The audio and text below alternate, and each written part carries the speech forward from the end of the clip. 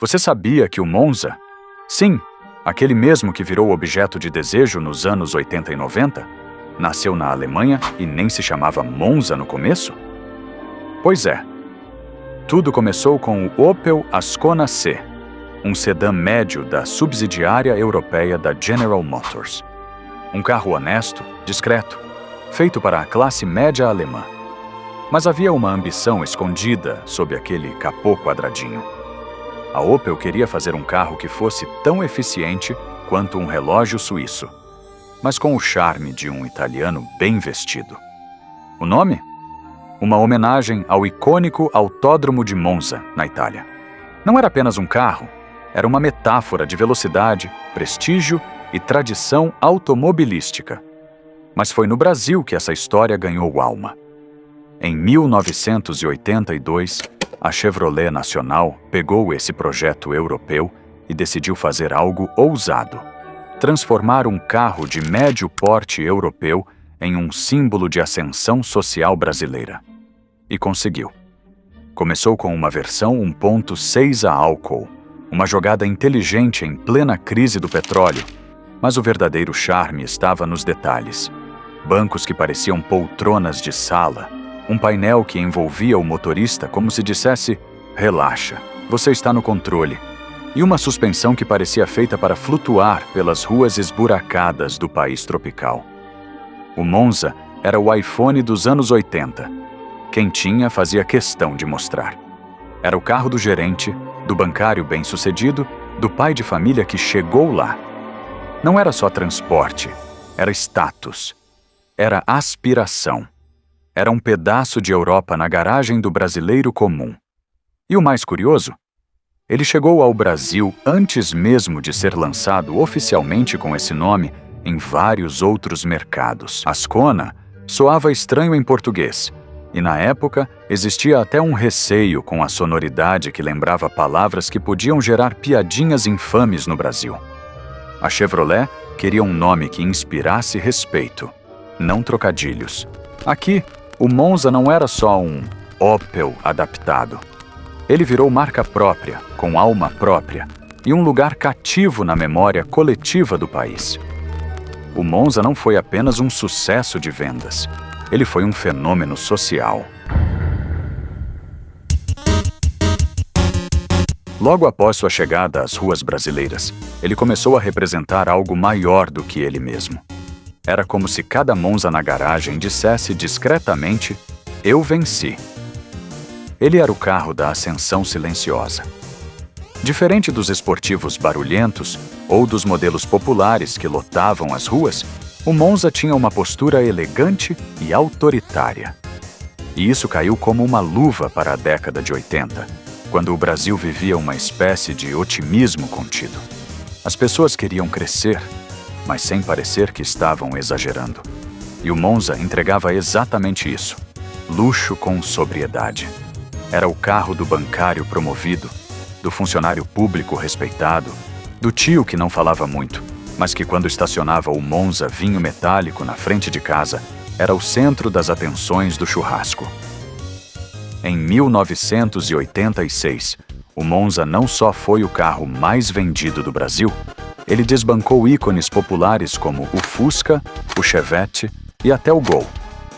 Durante 3 anos seguidos, foi o número 1. Um feito absurdo para um sedã médio, num país apaixonado por carros compactos. E parte desse sucesso vinha da inteligência de marketing da Chevrolet. O estilo do Monza, classe com esportividade. Assim é o futuro. Você tem que ficar frente a frente com ele. Vá conhecê-lo no seu concessionário Chevrolet.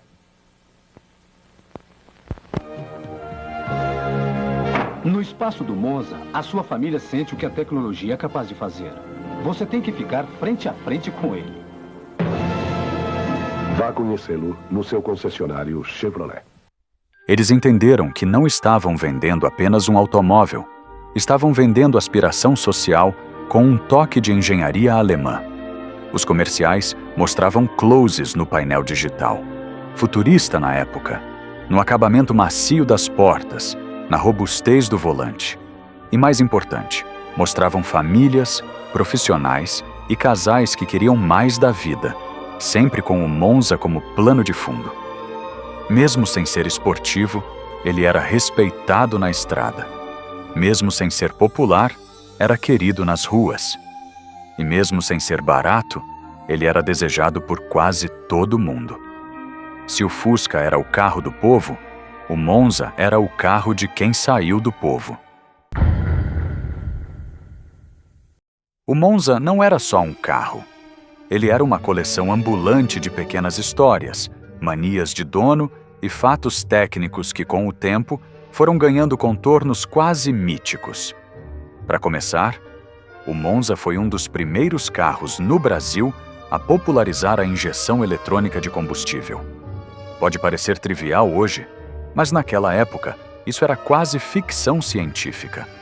Enquanto muitos ainda penavam com carburadores temperamentalmente brasileiros, o Monza vinha com um sistema eletrônico que fazia o motor ronronar como um gato europeu alimentado com ração importada.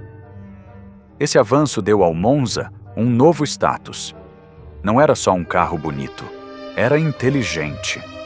Era como aquele tio que falava pouco, mas quando abria a boca, citava um livro que ninguém conhecia.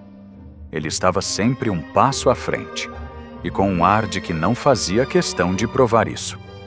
Outro fato curioso: o Monza era conhecido por ser difícil de roubar. Isso virou até piada de oficina.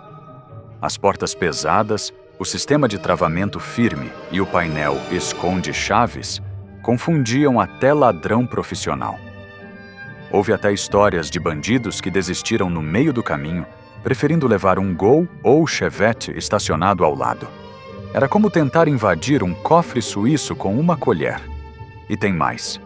Em 1988, o Monza foi eleito Carro do Ano pela revista Auto Esporte, um título que raramente ia para modelos com esse perfil mais executivo. Foi como ver um professor universitário ganhar um concurso de carisma. Ninguém esperava, mas depois que aconteceu, tudo fez sentido. E o interior? Era um capítulo à parte. O painel levemente voltado para o motorista lembrava a cabine de um avião. O mostrador digital, quando presente, parecia um mini computador. Era o tipo de detalhe que fazia você ligar o carro só para ver as luzes acenderem. O Monza, com tudo isso, virou um personagem da vida real. Ele não só levava as pessoas até seus destinos, ele era parte da jornada.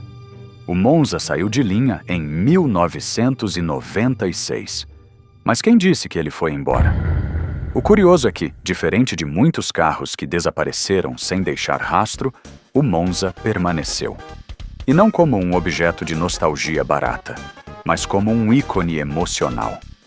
Ele sobreviveu nos porta-retratos, nos álbuns de família, nas histórias contadas nas calçadas e nas rodas de boteco. Pergunte a qualquer brasileiro com mais de 30 anos se já andou de Monza. A resposta quase sempre vem com um sorriso e um "meu pai teve um". E a lembrança nunca é sobre o motor. É sobre a viagem para a praia, o porta-malas abarrotado de isopor, o cheiro do banco de veludo, o toca-fitas com fita do Roupa Nova. O Monza virou relíquia, mas não por ser raro, e sim por ter sido presente. Presente em momentos importantes. Ele foi o primeiro carro de muita gente. O primeiro beijo, a primeira viagem, o primeiro emprego. Ele estava lá, silencioso, como um coadjuvante fiel da vida cotidiana.